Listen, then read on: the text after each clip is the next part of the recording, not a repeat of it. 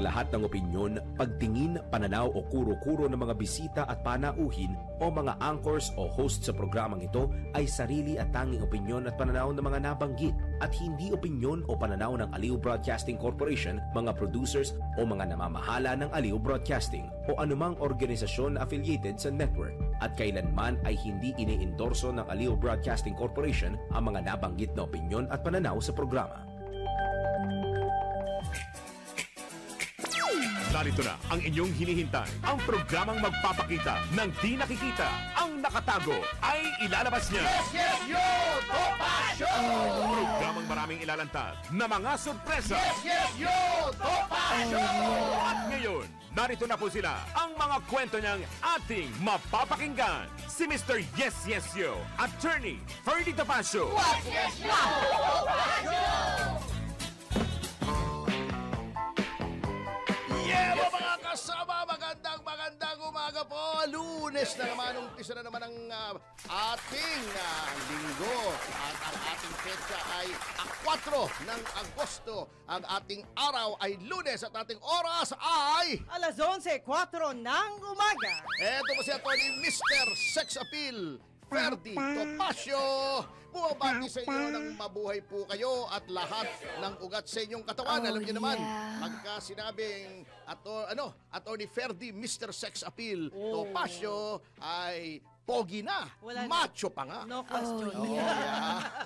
Okay. At syempre kasama ko si Miss Juvie de Guzman. At huwag po kayong mawawala sabagat meron po kaming napaka-espesyal na panauhin ngayong umaga. Yes. Walang iba kundi si Attorney Glenn Chong. Parang barila Chong.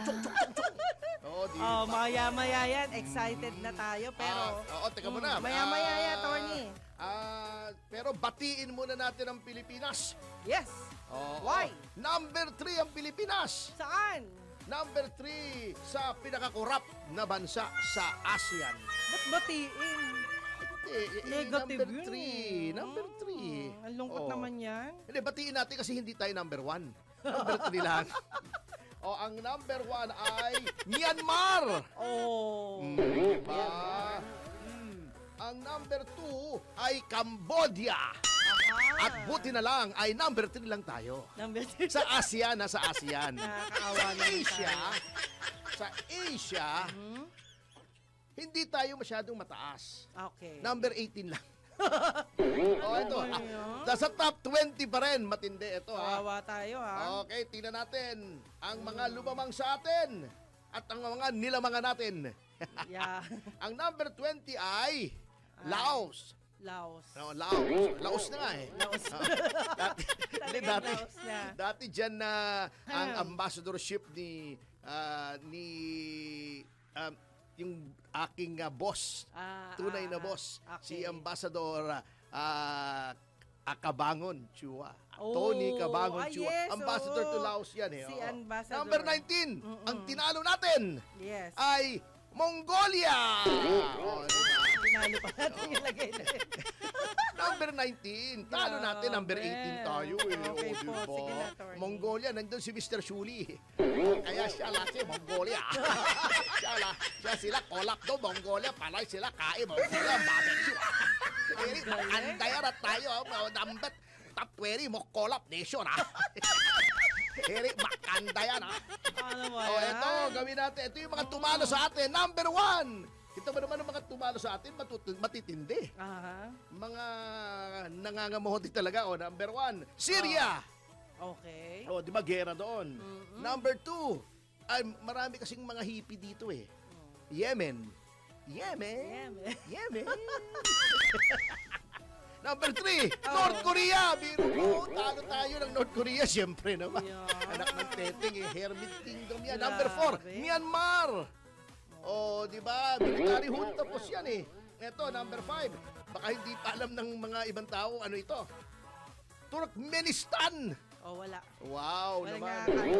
Number 6. Ito, tinalo tayo nito. Matindi to. Afghanistan.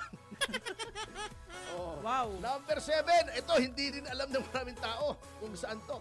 Tajikistan. Wala. Hindi alam. Number 8. Talo tayo ng Cambodia. Okay. Number 9, talo tayo ng Lebanon.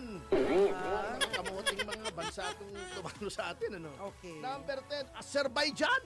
Can you Hindi imagine? ko rin kilala eh. Number 11, Iran. Iran. Number 12, Bangladesh. Dating East Pakistan. Kailan lang itong bansa ito eh. O number 13, o to, kinalo rin tayo nito. Kyrgyzstan. Never heard talaga. Number 14, o talo tayo nito. Ano? Ng Iraq. Ay. Number 15, talo rin tayo nito. Pakistan. Number 16, natalo rin tayo nito. Ano to? Uzbekistan. Ay, nako po. Ayan. Hindi naman sorry, nakahanay sorry. tayo sa mga bansang ito, sa Moscow, Grabe, ano? no? Uzbekistan, ha? Turkistan, ha? Kung ano, nung Istan. Oo nga, grabe, no? Talo rin tayo ng Malaking Sri Lanka. Malaking kahiyan yan. Oo, ay, gano'n, no? Ito ang mga pinaka-hindi corrupt na bansa sa buong sa Asia. Asia pa rin. Okay. Kasama yung East Asia dito, Middle Asia, ha? Okay. Okay. Number 12, papaakyat ha, Oman. Di ba may kanta dyan yung Oman is an island. Hindi yata yun.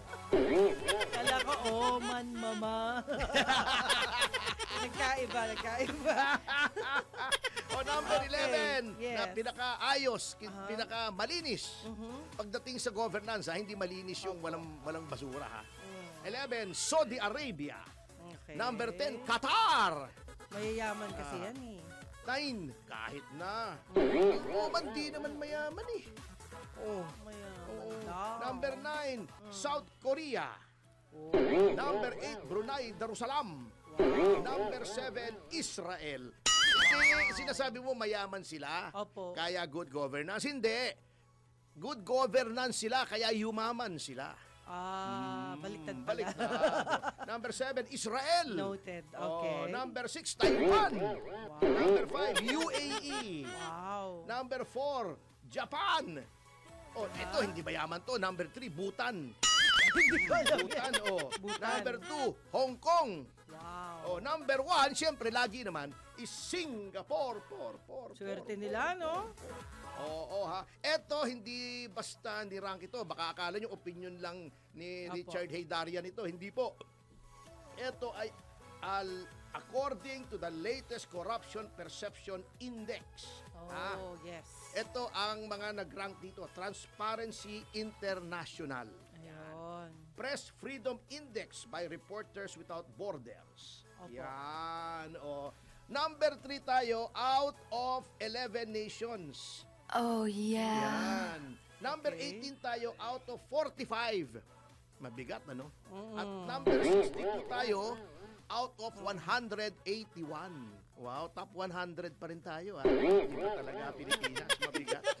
Nakakahiya ang Pilipinas. Nangangamote, oo. At Ay, nako. ito daw ang mga factors na tinignan. Among the factors, yun daw, pagbenta ng 129 billion na gold reserves, pagkuha ng 89.9 billion sa PhilHealth, Maharlika Fund, 250 billion, walang nyanyanyari. Walang nyanyanyari. Sad to know that. GSIS, kinuha na ng 62.5 billion, 62.5 ang SSS, Land Bank, 62.5 billion, pinaglalalagay ito sa Maharlika Fund eh. PDIC, kinuha na ng 117 billion. Biro mo yun ang insurance sa mga tao, mga pangkaraniwang tao, pagka biglang nagsasara yung mga bangko, lalo na yung mga maliliit na bangko, kinuhanan mo. Hala. Di ba? Wala Meron na. pang 4.5 billion confidential funds na ang liquidation is by certification pero hindi iniimbestigahan. Yung 125 million palibhasa kalaban, iniimbestigahan. Flood control, 500 billion. Aminado yan, ha? Confirmed yan. Kita mo? Yan ang mabigat. Malungkot. Kaya sila, alam mo, eto itatay up ko dito para mapagtakpan itong rampant corruption dito. Pinupush nila yung impeachment. Okay. Ayun. Eto di ba? Natalakay na natin mga magulang at mga kapatid. Opo. Yung desisyon na 97 pages na hindi pa rin yata nababasa ng ibang mga congressmen. Ang haba nun. Kasi di ba ang qualification sa congressman able to read and write? Yes. Ay bakit hindi yata marunong bumasa tong mga to? Kasi, ang paulit-ulit na sinasabi nila, eto ha, etong sinasabi nitong House lagi through their spokesperson, si Attorney Princess Abante. Actually, ito hindi ko maintindihan eh. Di ba, nakita mo yung spokesperson ng Supreme Court, yung abogada? Opo. Di ba napakaganda? Yes. Alam mo, pag gano'n, masarap pakinggan yung pahayag eh. O wala akong sinasabi ha! Bakit ang mga spokesperson ay si Claire Castro bago si Princess Abante? Mag-classmate sila. Ganun ba? Classmate. Magkamukha naman sila pati. Kaya hawig. Wala akong sinasabi ha tungkol sa itsura nila. Sabi ko magkamukha. Oh. Hindi, ibig sabihin, mag-classmate sila nagkakaintindihan. Sabi nga ni Erap, birds of the same feather are the same birds. Together. Iba yung version ni Erap. Birds of the same feather are the same birds. Ano ba naman yan? Alam niyo kung bakit? Sinabi na ng Korte Suprema, malinaw na malinaw na malinaw na malinaw. Opo. Hindi nawala ng transparency and accountability. Ha? Pwede niyong idemanda sa ombudsman, wala namang immunity ang vice-presidente, hindi katulad ng presidente, may sovereign immunity. Correct. Idemanda niyo ng administrative, idemanda niyo ng criminal case. O, di ba? Opo. Mag-hearing kayo ulit, di ba?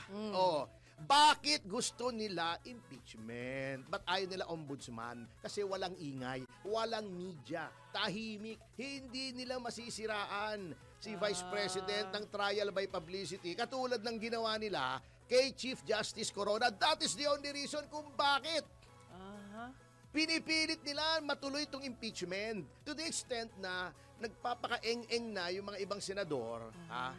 Wag daw munang magbotohan, wag daw munang magdesisyon kung ititigil o hindi ang impeachment trial. Wag daw. I would like to direct your attention to the penultimate page nung 97-page decision. Yeah. Di ba si Rizon Tiveros, magaling daw siya sa Ingles? Di ba? Tira siya ng tira. Forthwith. Oh, and ito ibig sabihin ng forthwith, 'di ba? Sabi niya, immediately, as soon as possible, etc., sabi ni Riza. Oh. Magaling din pala siyang tumingin sa dictionary, whether online o physical na dictionary. Ma'am Riza, tignan mo rin yung meaning ng dalawang words na nasa isang phrase doon sa desisyon ng Korte Suprema. Immediately executory. Tignan mo naman ang meaning noon. Huwag mo sabihin hindi mo alam ang meaning noon. Immediately executory. Parang forthwith mo. Ano nangyari doon sa kapo forthwith niya? Di forthwith na remand. Gusto niya mag-convene di ba? Mag-backfire yun sa kanya. Sabi niya, mag-convene tayo. Sabi ni Cheese, sige, convene tayo. Okay, anong gagawin natin? Convene na tayo. May nag-motion, remand. Okay, carried 18-5. Di forthwith nga, di ba? Di nagtagal, nag-bounce back banat ng tuloy. banat kasi si Manang Risa. Ba't pinabayaan po ng mga ibang kasama? Anong pinabayaan? Kasi bakit si Ma'am Risa lang nagsasalita? Hindi ba nagsalita rin si Coco? Kaya lang, hindi na pwede siya magsalita ngayon kasi hindi na siya senador. Lats pa sa Marikina. Paano siya magsasalita? Di ba? Ngayon, kung ano-anong sinasabi nila. Kay overreach, kay nagbigay ng rules, iniba yung batas, yung nagsasabi, mga dalubhasa pa naman kayo. Christian Monsod, si Frank Drilon. Sino bang mga tumutulig sa Supreme Court? Ito may mga characters na bumabanat sa amin na pinoprotektahan namin yung Supreme Court. Etong unang-unang diyan si Ronald Llamas ng Akbayan, di ba? Ang distinction lang niyang si Ronald Llamas, wala namang qualification niya kundi naging political advisor siya ng the worst president ever in Philippine history, si Noynoy Aquino. Di ba? Yan si Ronald Llamas ang nagyamas kay Rizon Tiveros. Ibig sabihin, hindi! Paililiwanag ko yung sinasabi ko, na nilyamas niya. Di ba? Pagka ikaw ay yung pangalan mo minsan, nalelend mo sa isang activity. Halimbawa, si Noynoy. Noynoying. Di ba? Ibig sabihin, walang ginagawa. Opo. Ganun lang. Laro-laro ng Mobile Legends, di ba? Or nagadon ka. Ibig sabihin, na-disbar ka. Kasi May mga tao, yung May pangalan katapat nila, na? nalilend dun sa activity. O, di ba? O, parang yung diesel. Opo. Yung diesel na fuel, Opo. pangalan yun ng tao eh. Ay, Hindi si Vin Diesel ha. Ano na? Oo. Hindi, basta German yun. Siya nag-invento ng diesel engine. Aha. Oo.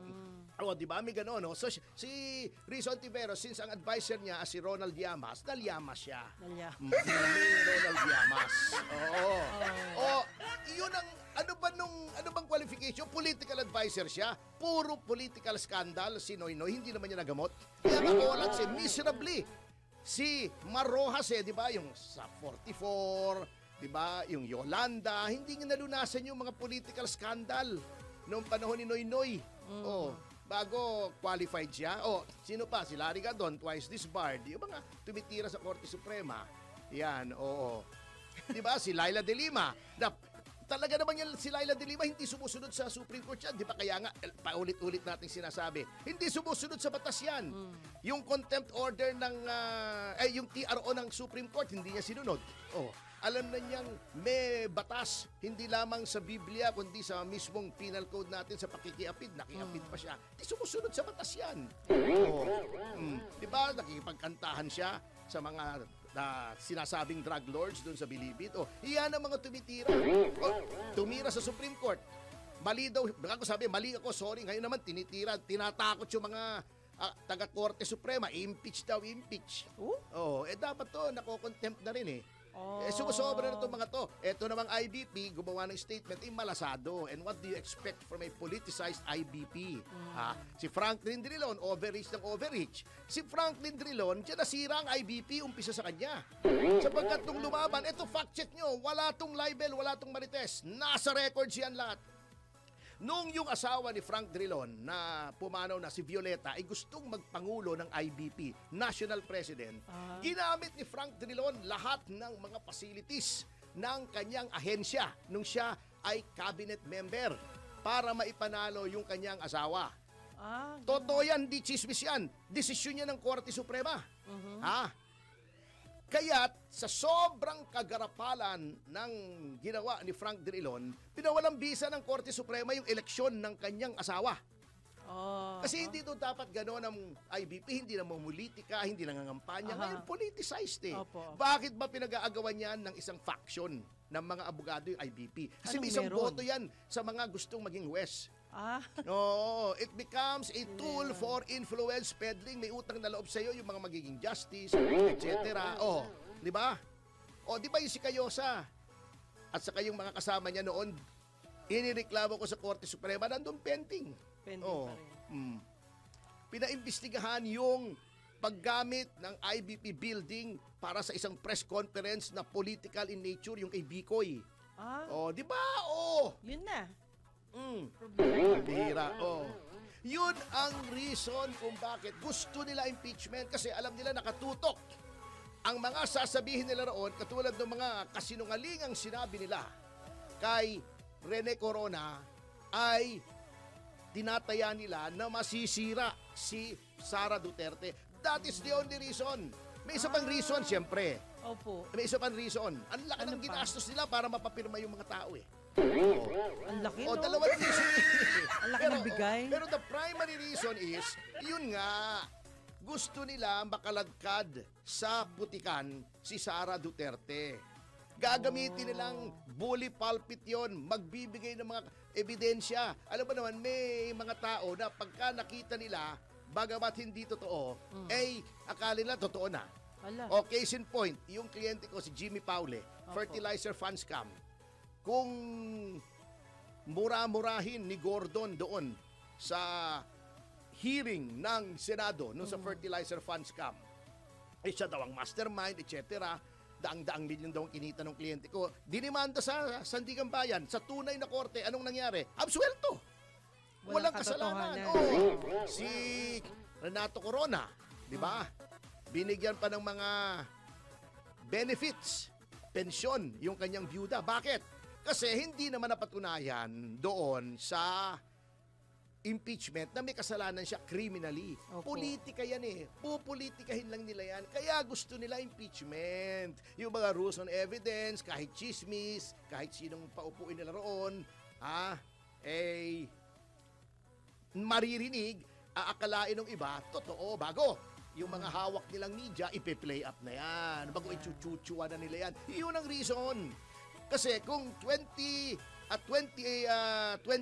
pa yung sinabi ng Supreme Court, malapit ng 2028 noon idadaan pa yun sa proseso. At ayaw nila yung nilagay na proseso ng Korte Suprema. Kasi kasi magiging mas mahirap sa kanilang magpa-impeach. Gusto nila, inire-railroad nila eh. Gusto nila, ito impeachment, pirmahan nyo, sige, transmit natin sa Senate. Yun ang gusto nila, walang due process.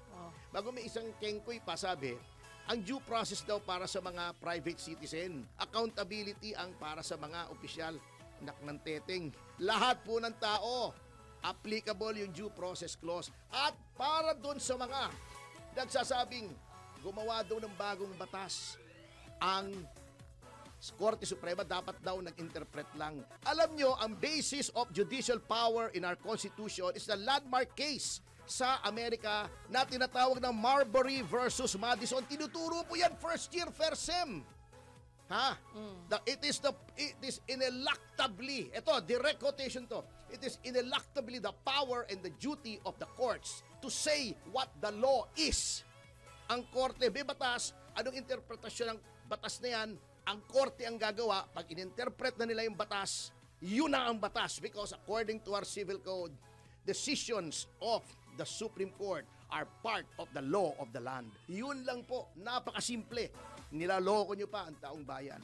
At sa notang yan mga kasama, magbabalik ang Yes, Yes, Yo, Topacio. Pagkatapos mga kapag-ibig sa Abit Cons, patasas paalalahan po ay just in news, making news, at kung ano na pagkatsurmahan natin oras. Alas 11:25 ng umaga. 1, 2, 3, Yeba! WIZ News Catch Up. News Catch Up. Pilipinas, narito na ang mga tamang balita sa oras na ito. Issue ng korupsyon sa mga flood control projects iimbestigahan ni bagong Senate Blue Ribbon Committee Chairman Marcoleta. Detalyeng hatid ni Patrol 19, Celi Ortega Bueno. Planong imbestigahan ni bagong Blue Ribbon Committee Chairman Senator Rodante Marcoleta ang mga issue ng katiwalian sa flood control projects. Itiniyag ni Senate President Pro Tempore Jinggoy Estrada makaraang sabihan ni Pangulong Bongbong Marcos Jr. sa kanyang sona na mahiya naman ang mga sangkot sa issue ng korupsyon at kickback sa flood control projects. Maaari niyang isagawa ang investigasyon ng motu proprio o kahit walang inihaing resolusyon. Tiwala si Senator Estrada na mahusay na mapapangasiwaan at magagampanan ni Senator Marcoleta ang pagiging chairman na makapangyarihang Blue Ribbon Committee.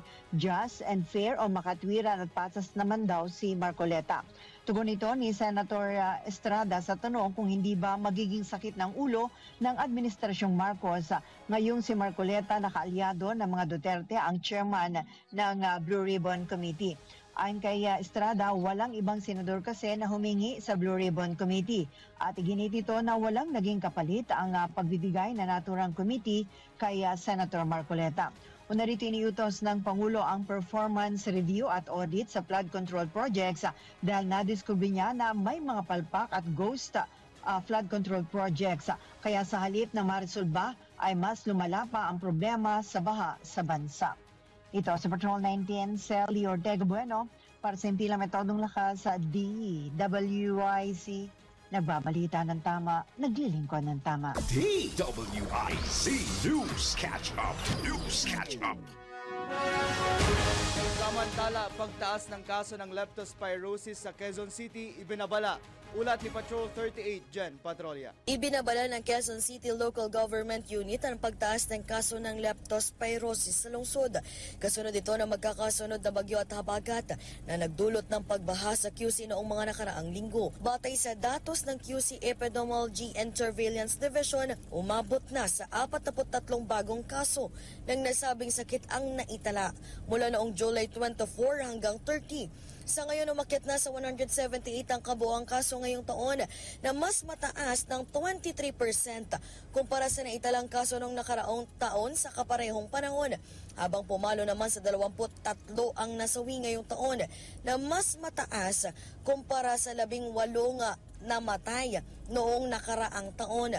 Dahil dito muling nagpaalala si QCHD Officer in Charge o Dr. Ramona Abarquez na agad magtungo sa mga health centers ang sinumang lumusong sa baha upang makakuha ng libreng doxycycline bilang proteksyon. Gayunman, tiniyak ng QCLGU na patuloy nilang lilinisin ang daluyan ng tubig at tatanggalin ang mga debris mula sa mga construction site na isa sa mga pangunahing sani ng pagbaha sa nasabing lungsod. Ako, si Patrol 38 Jen Patrolya nag-uulat sa himpilang may todong lakas DWIC, nagbabalita ng tama, naglilingkod ng tama. DWIC News Catch Up. News Catch Up. Ngayong mga balita, SSS pension rate hike itinuturing na malaking tagumpay ng Kamara. Detaling hatid ni Patrol 30 Jelly Mendez.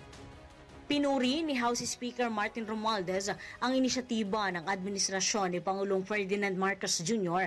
matapos ipatupad ang pagtataas ng pensyon sa bawat taon sa loob ng 3 taon nang hindi itinataas ang kontribusyong kinakaltas sa sahod ng mga manggagawa. Ayon kay Speaker Romualdez, ang naturang hakbang ay pakikinabangan ng nasa 3.8 million pensioners na isang mahalagang tagumpay tungo sa pagbubuo ng isang inklusibo at tumutugon na social insurance system sa ilalim ng Administrasyong Marcos. Binigyan din ng lider ng Kamara na ang itinaas na pensyon ay tugon sa matagal ng hinanaing ng mga retirado mula sa pribadong sektor, mga profesional at informal workers sa kakarampot na natatanggap nilang buwan ng pensyon.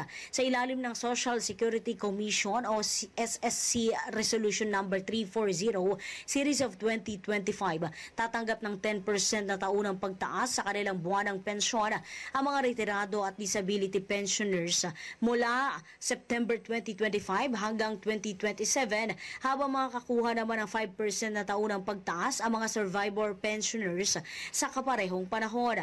Ayon kay Speaker Romualdez, ang pagtaas ng pensyon ay alinsunod sa Republic Act No. 11199 o ang Social Security Act of 2018 na nagbibigay kapangyarihan sa SSS para baguhin ang mga benepisyo batay sa umiiral na kalagayang pang-ekonomiya. Layo nitong makabuo ng isang social protection system na nagbibigay ng komprehensibo at sapat na suporta kasama na ang pensyon, maternity leave, sickness benefits, disability coverage at ang unemployment assistant.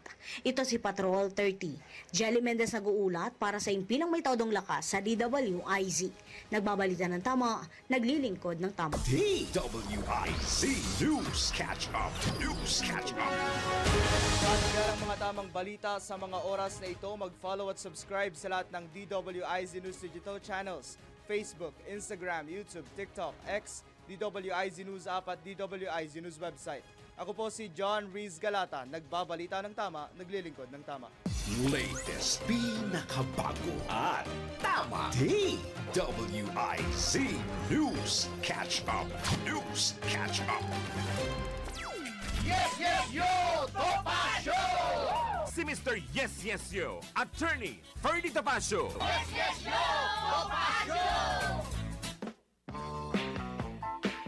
Yeah, mga kasama, nagbabalik ang Yes, yes, yo, Topacio. Ating oras Alas 11:34 ng umaga, Atty. Ferdy Topacio. At Miss Juvie de Guzman. At syempre, sa ating pangalawang yugto ay ang ating Jim Paredes portion. Sikat na si Jim Paredes dahil sa atin ulit na ating paborito ito na Yes. Binabagat to.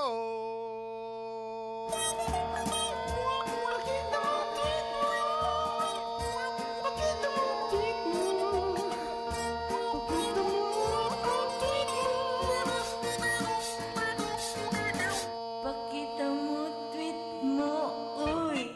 Okay, ito muna, ladies first. Yeah, good morning again sa lahat ng mga viewers natin and listeners.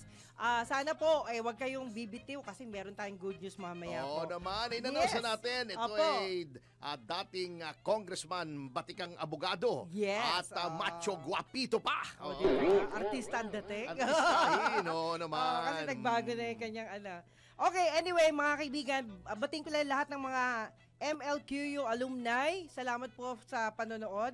Lope Feble, si Dean Lope Feble. Ayan, oo. Ang tawag namin dyan yung MLQU, Opo. Milwaukee University.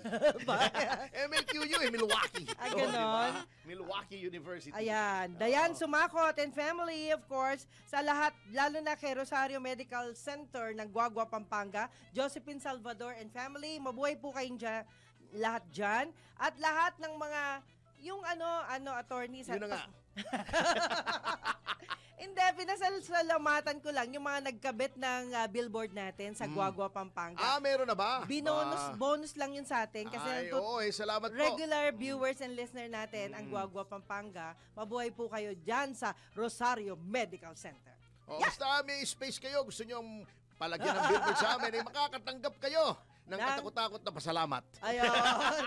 Yan ang maganda Anyway, dyan. ating mga Sige po. YouTubers ay si Robert Ramirez, Marites Canque, Ranilo Vital, Noel Yan. Buluran. Ba't daw kini-question ni Karen Davila ang pagkahirang kay Senator Marcoleta? Oh. Hayaan mo siya, ganun talaga. Nasa demokrasya po tayo Romeo, baka natatakot. Hindi, wala naman dapat ikatakot si Karen Hindi pa siya senador. Romeo Yap, Mayer Serenio, Bet Suson, Lynn Tasha, Gerald Calzado, watching from Mongoli, Tambaloslos, Crocs County. Yay! Yan, Victor Tadeo. Hoy. Hi daw sa mga kayayotan.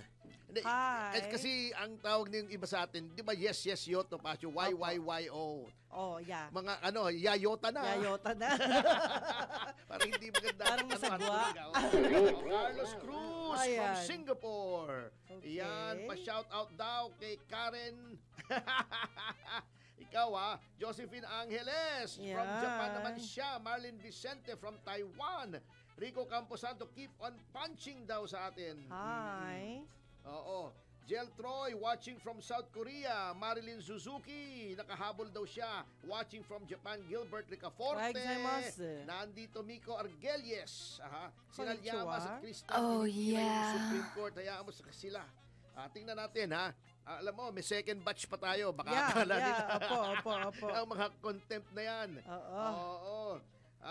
Gerald Calzado, siyempre, si Nestor Pineda, Maricel Manongsong, good morning daw. Radyo TV, Erika, watching from Singapore, Carlos Dalusong Sr. Opo. Nakakabasa daw naman yung mga congressmen pero mahina sa comprehension. Hindi, magaling yun. Pagka flood control project, nako-comprehend nila agad. Napaliwanag dyan mamaya ni Attorney Glenn Chong. Del Espinelli, yan, Red Nidali. Hi. Yan. Papa J, Victoria Sadaya Perez, Hi. Shane Ruado, Carlito Katakutan, correct daw tayo. Emer Carida, yan, Salamat nakaka-excite po. nga daw sa Wednesday. Yan, o nga pala, alam nyo, hindi ko nga maintindihan kung bakit gusto pang pagdebatihan ng mga ibang senador to. Ano bang parte doon sa immediately executory ang hindi nila naintindihan? Paano? Agad-agad Mas at mataas pa ba ipatupad. sila? O kaya Ganun yun nga Agad-agad at ipatupad. Yan, ganun po Maria yun. Elena Martin, Don Vino, Edcor Agustin Jr. Nandito, Filomena Villanueva. Yan. Elizer Chicote, Jenny Miranda, Maruf Versosa, Bixby, Florito Avellino, Gilbert Ersando, Evangeline Malana, nandito Maria Elena Martin, yan, Opo. Gilbert Ersando, Gregorio Bañez, Rolando Tibar. Kaya nga daw hindi magandang imahe natin sa mundo Fred Palabrica, go Senator Marcoleta, Virgilio Ipil, hi. Franco Alan Corpus. Lagi daw tayong pinapanood. Hi, thank you. Ito, Morning Jew. Good morning daw on his House of Love. Ang dami Pasok ng pasok Makakat na po natin ito mamaya-maya. Pasensya na po kayo. Mawawala na tayo ng time. C.A. Di Marukot, Marlene Suzuki, Maris G. Yan, at ang mga huli po nating hindi na natin mababati ha. Opo. It is yung sina Joel Verdida, pasensya ka na Joel, hindi na kita mababanggit Hindi ha. na mababanggit. Emeline Vicente, hindi na rin kita mababanggit kasi wala nang oras. Pasensya tama. na. Wag Pasensya. na. At saka ang huling hindi mababanggit ay si Alan Sioson. Ayun. Pasensya ka na Alan Sioson, hindi na kita Hindi nabanggit. mababanggit. Kasi sa dami ng mga tao. Siyempre si Michael Guy, si Ayan. Rolly Mendez, si Cathy Palamos, Attorney Ayan. Roy Rondain, Attorney Roma Valdet. Valdet. Baldet? Castilla Valdet. Attorney Jose Miguel Arroyo. Okay. Yan. Oo. Welcome back kay Engineer Jess Arambuyutan. Opo. Welcome back from Lawag. Galing Lawag lang naman. Hindi naman nag-abroad. Okay. Siyempre si Andrew Tan, si Willie Keng, William Gatchalian, Lugan Nats Gamboa, at si Jerry at Jeric Chua ng Chua. NB-Teen. Yan. Si Edison Tung ng Prestige Jewelry. Okay. At si Alex Cruz ng VinFast. Yan. Anyway, para hindi masyadong matagalan ang ating para matagal pala, I'm sorry. Hindi masyadong matagalan bago magsalita. At para yan. matagal pa rin. Okay. Eto ay ibibigay na natin. Pangungunahan ko na ang aking kumpanyero na Yes. pagkatapos ng segment na to, ako'y maagang aalis pero iiwanan ko siya in your capable hands. May hearing kasi ako. Okay po. Bigla ng alauna bail hearing pa naman. Hindi Okay. natin mapapospone. Okay. Oo. Opo. Ay narito na po isang karangalan po ng Yes Yes Yo Topacio at Aliw Broadcasting Corporation. Ang maging panauhin po namin ang dating congressman, matinik na abogado at isang electoral reform crusader, walang iba kundi si Attorney Glenn Chong. Hi, good morning, sir. Good morning, Attorney Ferdy and Ate Jovi. Hi. Thank you for having me in your program at magandang umaga din po sa mga masugid at taga-subaybay ng programa po ninyo. Grabe. Pati Attorney. masugid at masungit, Masugid. na Masugid. kasugan. Kasi yung mga kakontra natin, masungit sila. Masungit talaga. Pagka nag-explain tayo Ayan. Oo. At hindi lang yun, 7 years ago kami nagkita. Ganun ba? That was Last time na Last nagkita. time. Ngayon lang ulit kayo nagkita after Ngayon lang 7 ulit. years. Opo, Yes. grabe. So no? anong pakiramdam mo naman? Ay, masayang-masaya. Paano yung masaya? Paano yung masaya? Yeah! Anyway, Panyero, lagi kitang napapanood na meron kang legitimate gripes against the way that the last elections were conducted. Ano ba yung gist ng iyong reklamo? Actually, Attorney Ferdy, mga kababayan, dalawa lang ang i-focus ko dito. Yes. Yung overvotes ng senatorial candidates, which is about 18 million, and which is exactly divisible by 12. Ay, Hindi pwedeng divisible by 12. co-indecence yun. Opo. What a co-indecence? Ganon. Hindi pwede. Kasi nga, ang overvote, dapat lumagpas ka sa 12. So therefore, kung may total ka ng overvote, i-divide mo ng 12, hindi pwedeng exactly divisible by 12. Ayun, Because that tama. is exactly the maximum number of votes allowed for senators. Kasi explain natin, ano bang nangyayari pag halimbawa, nagkamali ka o sinadya mo na sa halip na 12 sinid mo for senator ay 13. Ano nangyayari? All the votes will be nullified. Okay. Walang bibilangin. So yun ang nanalify, sinasabi ng So dapat ng 13. COMELEC. Dapat 13 ang nanolify. Hindi 12 ang ninolify mo. Because in that way, Ayun. binilang mo yung isa. Kung lumagpas ka. Oo nga. Kasi Ayun. ang total number of overvotes cannot be exactly divisible by 12. It should be divisible by 12 and above. It should be over. Kasi sometimes may 13, may 14, may 15. So the divisor should always be above 12. Ayun. Pero pag exactly 12, either nagkamali ang programming o may daya doon. Anong daya doon kung hindi Ninulify nagkamali? mo yung boto ng mga kandidatong ayaw mong bilangin ang boto nila. Ayun. Okay. Pangalawa. Very clear ha? Very clear mga Pangalawa. kababayan. Attorney Ferdy, Ate Jovi, mga kababayan. Sige. At 2 o'clock in the morning the following day na nag-tabulation ang COMELEC, di ba nagbawas sila ng 5 million votes? Mahigit 5 million votes affecting 15,001 precincts. Oo, yung sinasabi nilang bakit biglang bumaba, di ba? Biglang bumaba yung mga boto. Ito na, meron ng X number, naging X minus 5 million. Namalayan mo pala yun, Attorney Ferdy. Oh. So, sa eleksyon, walang bawas dapat. Ang sabi ni George Garcia, nagdoble. Nagdoble yung pagka-record ng election return. So, kung nagdoble, dapat lahat ng kandidato babawasan. Yun. Kasi nagdoble lahat sila eh. So kung nagdoble yung election return, all the candidates there Minus nagdoble. kung ilan yung doble. Minus lahat. Common sense. Oo. But in the case of Banayoyo, Ilocos Sur, yung first candidate, binawasan ng 131 votes. Yung second candidate for mayor, dinagdagan. Ba, hindi pwede yun. Hindi Dagdag pwede bawas yun. yun. Oo, Oo, dagdag bawas. Classic dagdag bawas. Kasi kung nagdoble yung election return, dapat pareho silang dalawang kandidato for mayor, dapat binawasan. Hindi kaya nagdoble ang bayad. Bakit yung isa binawasan, yung Isa mananalo dinagdagan. dapat, at yung pangalawa, dinagdagan. In fact, pag transmit ng pangalawang last two precinct, na-overtake niya yung So, dumoble. Yung Nadoble. bayad. Yung dito sa programmer. Baka dumoble yung bayad sa programmer. Anyway, mga kasama, huwag kayong alis, ha? Magbabalik po ang Yes Yes Yo Topacio. Kasama pa rin si Attorney Glenn Chong. Pagkatapos ng mga paalalang ito. 1, 2, 3, Yeba! Hoy! Yes, yes, yo, Topacio. Siyempre, sa ngalan pa rin ni Attorney Ferdy Topacio. Ako po si Miss Juvie de Guzman. Yan. Kasama pa rin ho natin sa pagpapatuloy ng programa si Attorney Glenn Chong. Good morning, Attorney Glenn Chong. Alam mo, na-miss kita ng todo kasi ikaw ay bilang isang nakababatang kapatid natin. At the same time, napakarami naming natututunan sa'yo. But anyway, yung pinag-uusapan natin, Attorney, tungkol naman to sa naganap na. At syempre, yung advice mo lang, ano bang nangyari? Ngayon this time, bakit paborito ng taong bayan yung usaping flood control? Ano ho ba sa tingin ninyo? Bilang isang na-discuss yun natin Yes. Ferdy kanina. Okay, sige. Based sa aking experience as Experience. congressman dati, paborito talaga ng mga congressman yung Flood control flood control projects. But in Ayun. fairness wala akong flood control projects except sa barangay. Ganon. Ang PDAF kasi, yung Priority Development Assistance Fund, Opo. 30 million of that, doon sa panahon ko, 30 million of that, ang tawag doon SAFT. SAFT meaning, pwede mong ilaan sa hospital.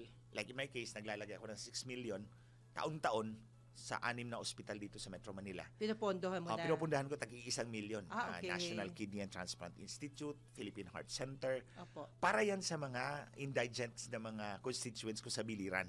Okay. Pag pumunta sila rito at kailangan nila ng hospitalization, Opo. sinasagot ko yan. So kung saan specialty hospital, Philippine Children's Hospital, and then naglalagay din ako ng pondo doon sa DSWD para pang-cash. Hindi ako nagbibigay ng sarili kong pera. O kasi, galing lahat yan sa magkano pondo lang mo. naman sahod ko at that time? Opo. 35,000 a month. Noon? Oo. Ganun Ngayon, pala? ang sahod nila, ang kinikita namin dati, 2007 to 2010, Opo. it's about mga 5 million a year. Ang kinikita nila ngayon is 30 million a year. That's 6 times. Ang layo na, no? Ang layo na. Layo oo. na. So, siyempre, nagtitipid ako. Ayokong gumastos ng sarili Opo, kong pera. opo. So, naglalagay ako ng pondo ng gobyerno sa DSWD. Ayun. So, pag may pasyente ako, ang gastos ng ospital, doon sa ospital. Opo. May pondo ako doon. Ang panggastos ng living allowances ninyo, Opo. pagkain ninyo, doon ko pinapakuha sa DSWD. Ayun. Pero kwarta yun ng gobyerno. Yun yung SAFT. Yun yung, Oo. actually, yun yung madaling nakawin. Bakit walang kwentahan yan? Hindi naman sa walang kwintahan, pero pwede mo ilagay sa kahit anong project na pwede, for ibig example, sabihin, walang hassle. ilagay mo as assistance to indigents. Opo. Tapos kung sino-sino lang ang pabibigyan mo or yun ang ibig ipangsahod sabihin mo sa 1530. Opo. Pwede yan. Ayan. Pero yung 40 million, yun yung hard. Meaning to say, infrastructure projects yan. Okay. So, nung congressman ako, ang ginagawa ko, dinidivide ko yung 40 million sa lahat ng barangay ko. Opo. Hati-hati kayo lahat dyan. Twice a year. So, mag-identify kayo ng project. Basta ayoko lang ng fencing. Okay. Ayoko ng basketball court.